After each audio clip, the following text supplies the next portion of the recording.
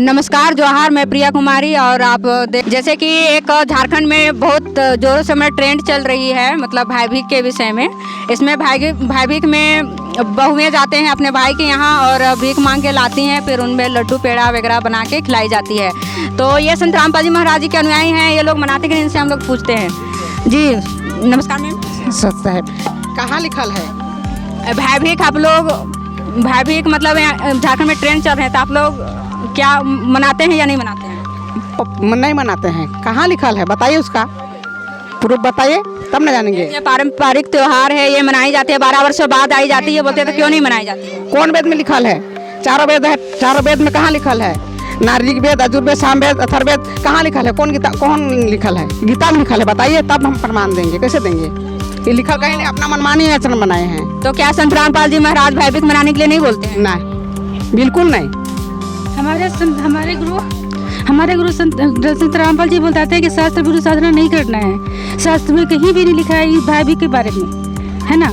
और उसीलिए गुरु जी हम लोग को ये सब चीज़ मनाने के मना करते हैं। जिसमें सही सुख है वही भक्ति हमें देते हैं गुरु जी। ये भाई भीख के बारे में कहीं कोई शास्त्र में है ही नहीं, कोई वेद में भी नहीं है।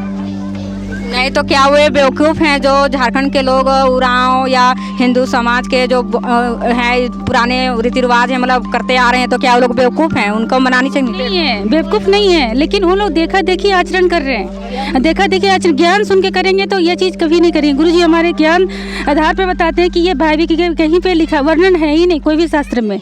ये देखा देखी परंपरा चली आती आ रही है और उसी को हम लोग करते आ रहे हैं।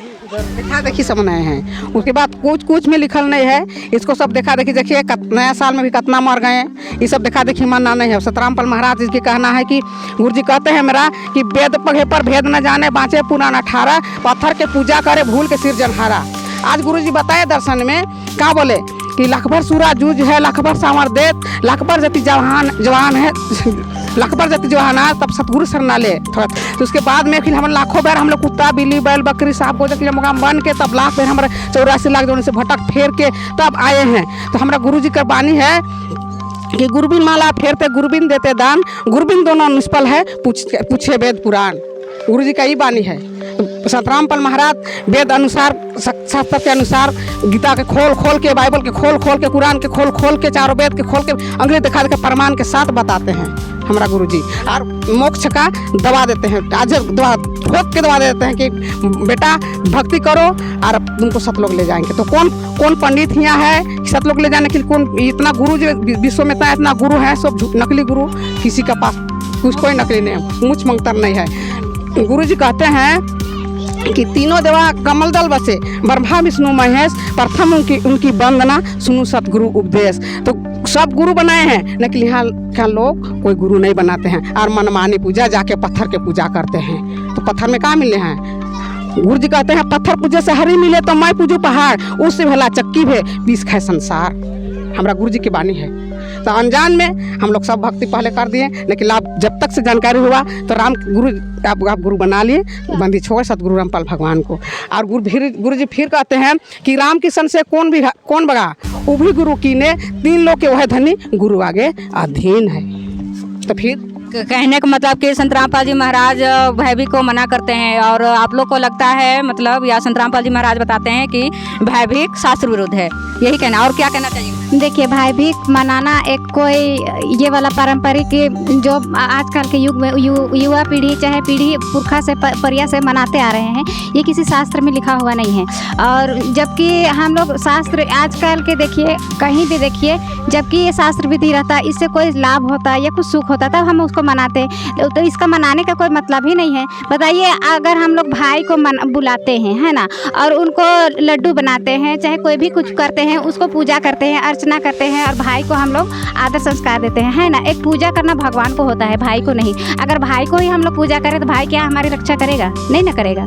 क्या है कि हम लोग शास्त्र विधि भक्ति करेंगे तभी भगवान हम लोग की रक्षा करेगा। और यदि अगर भाई ही रक्षा करते हैं, भाई खुद अपनी रक्षा नहीं करते हैं, तो हम लोग की रक्षा कैसे करेंगे? अब बताइए। इसीलिए हम लोग शास्त्र अनुकूल भक्ति करते हैं और संत रामपाल जी महाराज के ज्ञान आधार से चलते हैं और उन्हीं के बताए ज्ञान आधार से हम लोग सद्भक्ति करते हैं, सद्भक्ति मार्ग में चलते हैं। आजकल के देखिए जो मनमाना आचरण है, जो अभी भाई को बुला रहे हैं घर में, उनका ये क्या करते हैं, भाई को बुला रहे हैं, लड्डू बना रहे हैं, खिला रहे हैं, ये सब तो मनमाना आचरण है। इससे कोई ना ही सुख होता है और कुछ नहीं, उल्टा हम लोग का धन की हानि होता है, उससे कुछ सुख मिलने वाला नहीं है। और जो आजकल के जो मनाते हैं भाई सबको बुलाना, और ये भी तो भाई अगर बहन के लिए कपड़ा लेके आया, वो धान लेके आएगा तो वो भी तो मेरा ही ऊपर रीढ़ी चढ़ेगा। तो इसलिए गुरुजी बोलते हैं कि मनमाना आचरण नहीं करना है और शास्त्र के अनुकूल भक्ति करना है और गुरुजी के ज्ञान आधार से भक्ति कीजिए। और जो गीता जी में लिखा हुआ है उसी के आधार से हम लोग भक्ति करेंगे, तभी हम लोग को भगवान मोक्ष देंगे। हमें भी सुख होगा, हमारे भाइयों को भी सुख होगा। हमें भी तो एक लास्ट मतलब क्वेश्चन है, जो बहुएं मतलब जाती हैं भाई बहन के मनाती हैं, भले आप लोग नहीं मनाते पर वो लोग मनाते हैं, तो उनको क्या मैसेज देना चाहिएगा, इनको थोड़ा सा बताइए ताकि वो लोग भी कुछ करें। और लास्ट में वो मनमानी आचरण है। मनमानी आचरण हमारा गुरुजी कहते हैं ना कि वस्तु कहाँ ढूंढे कहाँ, किस भी लागे हाथ रे, एक पलक में पायो और भेदी ले साथ। उन लोग को पता नहीं है, इसलिए पत्थर को पूजा कर रहे हैं, इस मनमानी पूजा कर रहे हैं। मनमानी देखा देखी करना नहीं है, इससे कोई मोक्ष नहीं है।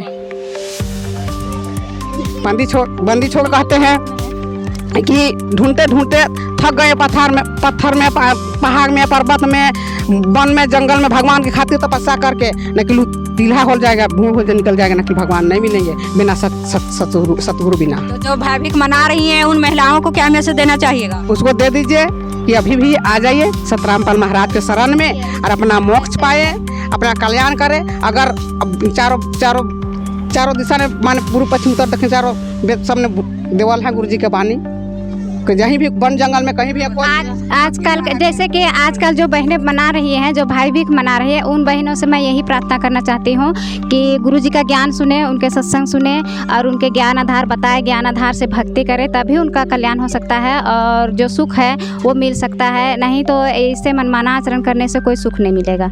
और जो कि आजकल जो करते आ रहे हैं, हाँ गुरुजी का कहना है ना कि जो वेद में लिखा हुआ है उसी आधार से हम लोग भक्ति करेंगे, तभी हम लोग को सुख मिलेगा और मोक्ष की प्राप्ति होगी और जो संसार में सुख है वो भी मिलेगा।